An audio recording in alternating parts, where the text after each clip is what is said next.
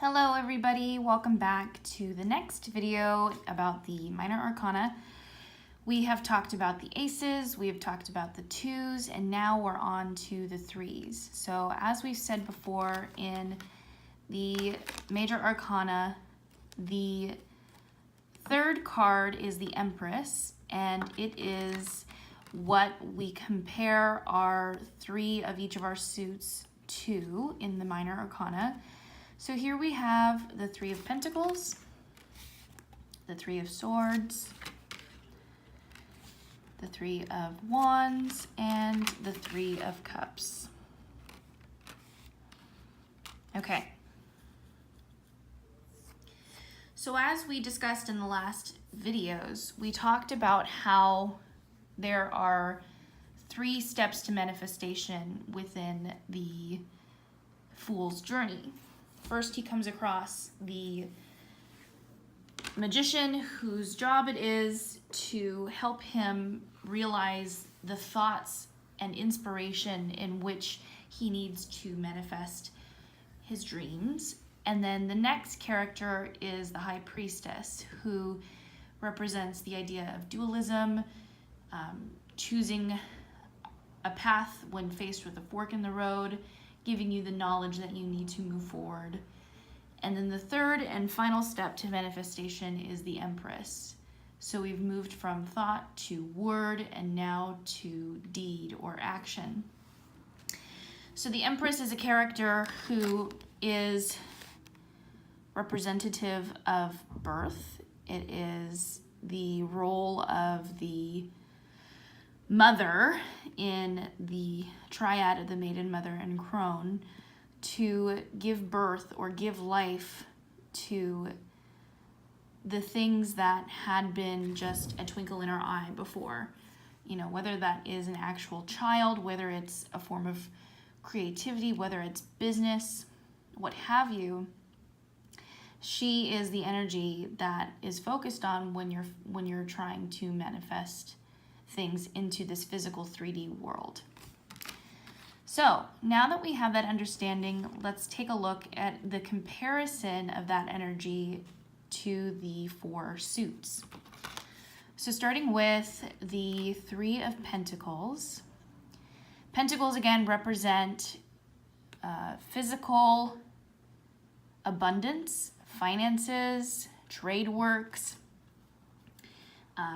hard labor, anything that has to do with earth energy.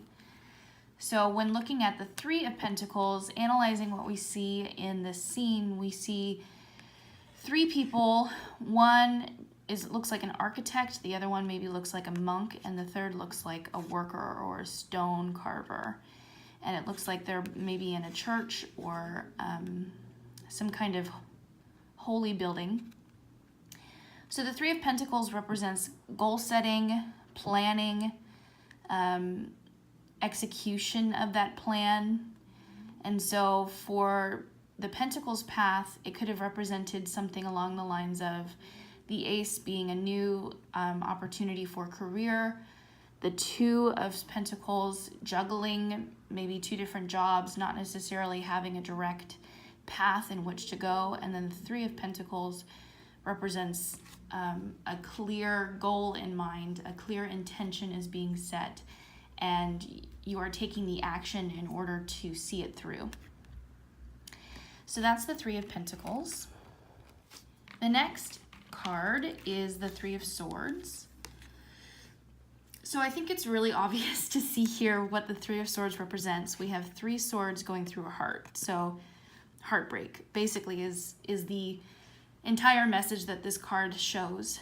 And the thing that always comes to mind to me when I'm thinking about swords energy is that whenever something negative like heartbreak happens, or if you're ever stuck in a situation like this, I always think to myself that things only seem more dramatic in your head than they are in reality. So that's just always the place that I go to when I'm doing readings for people, is that I always want to say things like, yes, your heart is broken, but the only person responsible for the reaction that you're having to a situation is yourself.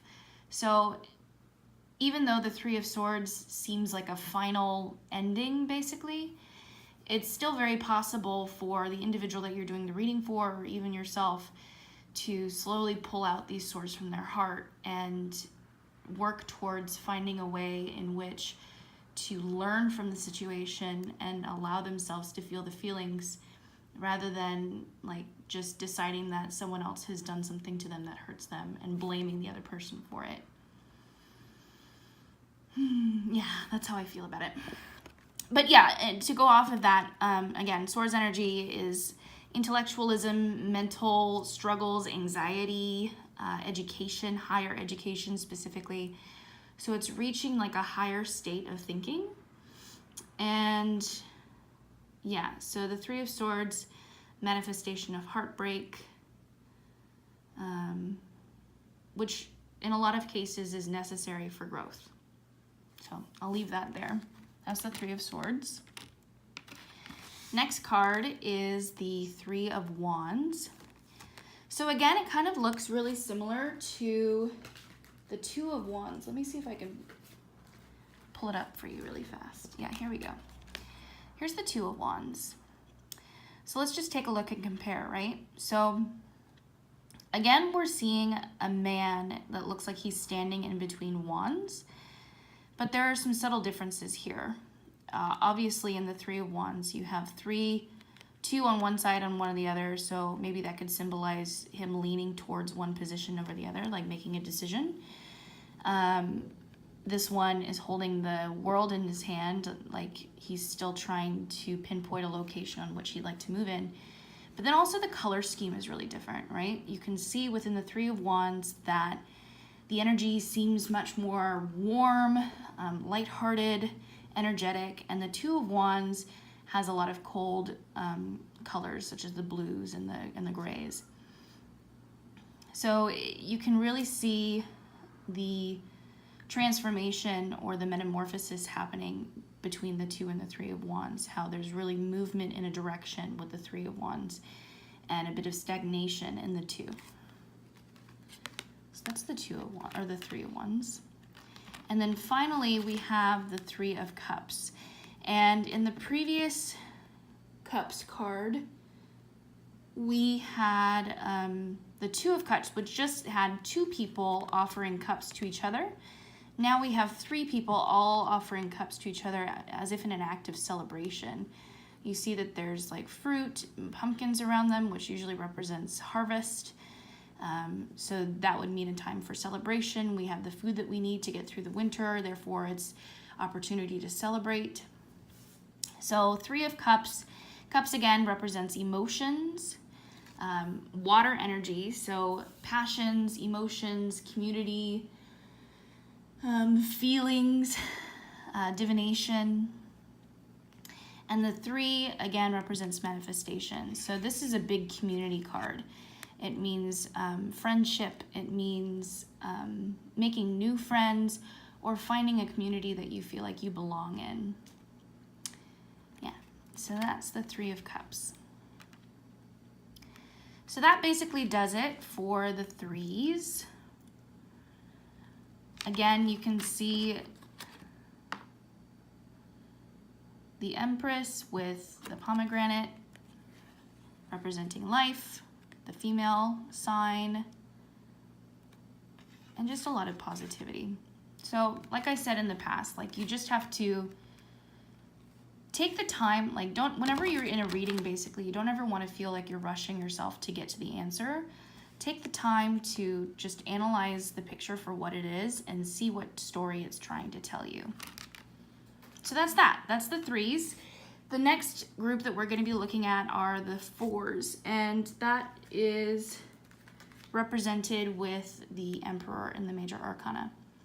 So I'll leave it here. I hope you all have a great evening and enjoy learning tarot. Thanks.